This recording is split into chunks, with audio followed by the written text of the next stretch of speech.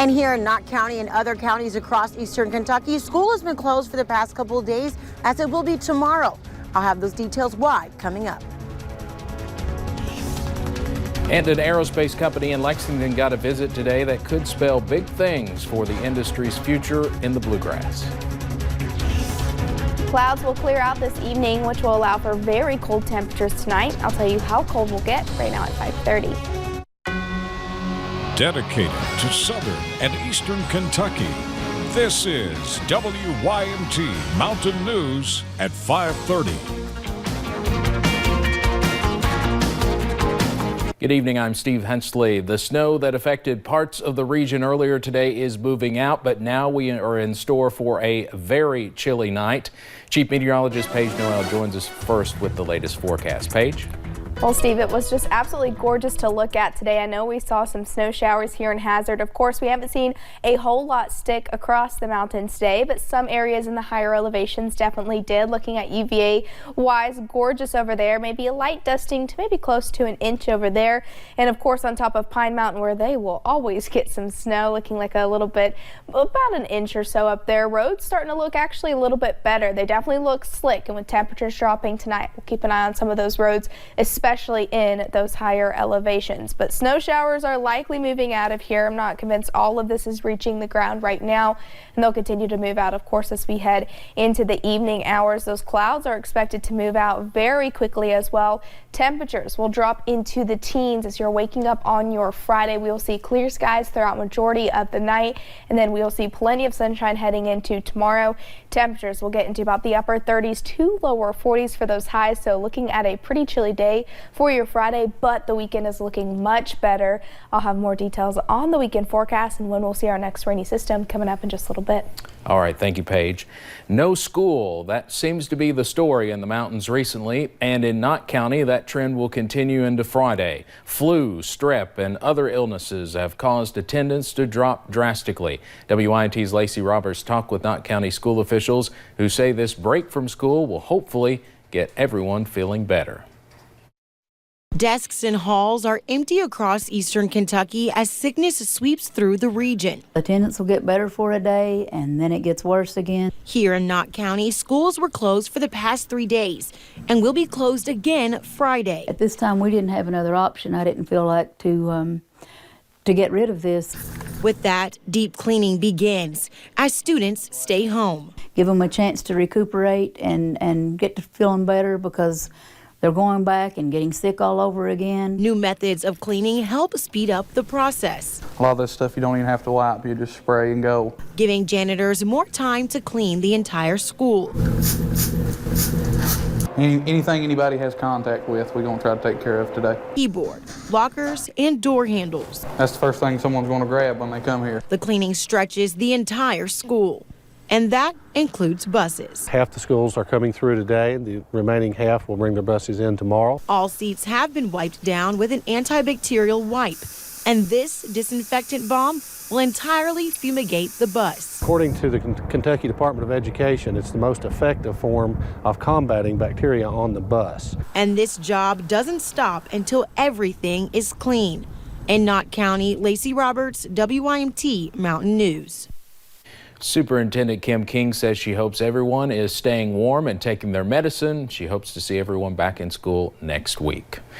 The Democratic debate in Las Vegas last night was the final push for candidates before Saturday's Nevada caucus.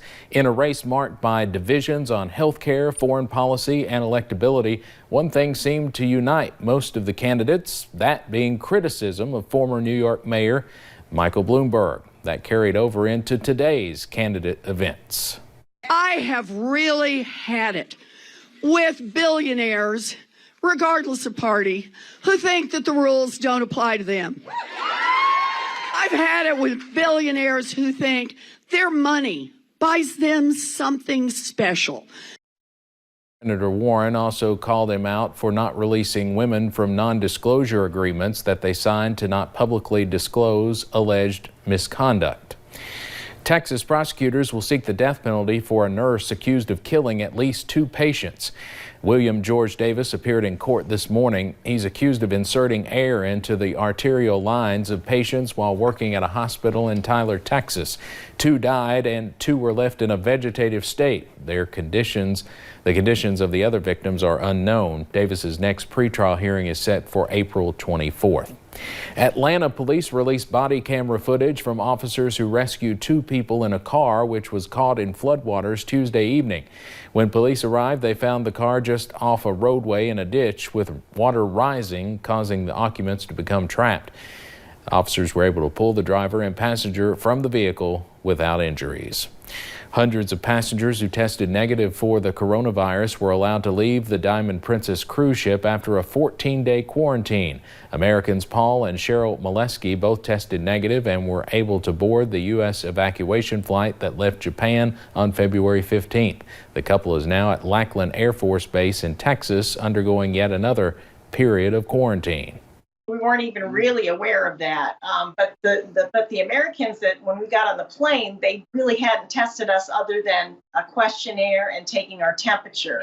And so really we feel that we were exposed to the virus while we were on the plane ride. Of the 3,700 passengers and crew who were on board, 624 are now infected with the virus and 2 people have recently died. The 31st coronavirus case in South Korea is confirmed. South Korean health authorities will test 1,001 church members who attended the same service.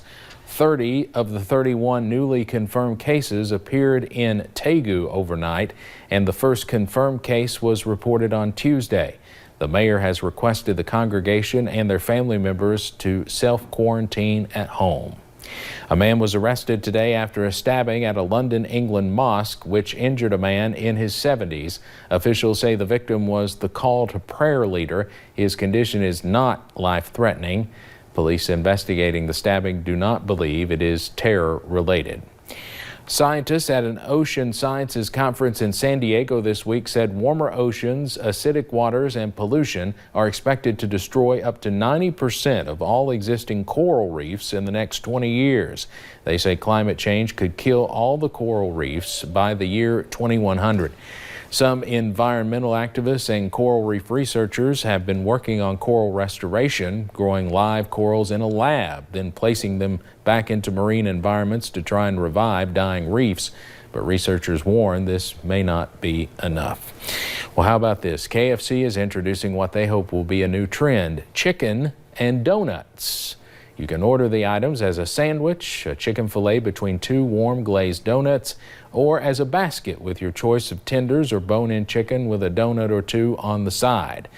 Chicken and donut sandwiches and baskets released nationwide on Monday, but you don't have much time. They'll only be available through March 16th. Coming up on Mountain News at 5:30, Democratic candidates believe big tech companies are becoming monopolies. How President Trump is responding next. And we're looking at a pretty cold night ahead, but sunshine returns very quickly as we head into your Friday, and the weekend is looking pretty awesome. I'll have those details coming up in just a little bit. Why the VA is dragging its feet prescribing 4-Paws to vets. There isn't time anymore. It needs to be fast-tracked. And what Congress can do about it.